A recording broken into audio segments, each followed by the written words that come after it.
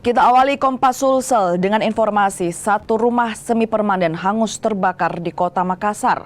Untuk memadamkan api, 4 unit armada damkar Makassar dikerahkan. Matikan ini lampu. Matikan ini lampu. Kebakaran terjadi di pemukiman warga di Jalan Pasaran Keke, Kecamatan Manggala, Kota Makassar. Besarnya kobaran api membuat panik warga di Jalan Pasaran Keke, Kecamatan Manggala. 4 unit armada damkar ditambah 1 mobil rescue dikerahkan. Api baru dapat dipadamkan setelah setengah jam kemudian. Api pertama kali muncul dari dapur rumah. Saat kejadian, pemilik rumah bersama 4 anggota keluarga sedang makan di ruang tamu. Belum diketahui penyebab kebakaran. Tidak ditahu juga Pak, karena sementara makan ke semua.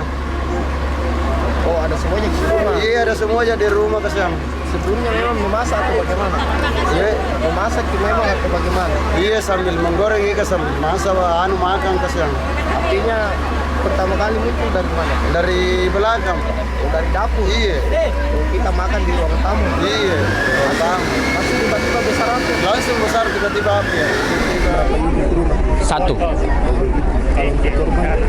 Korban diketahui informasinya belum ada.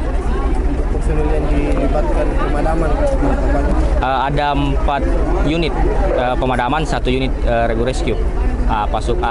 Personilnya itu 14.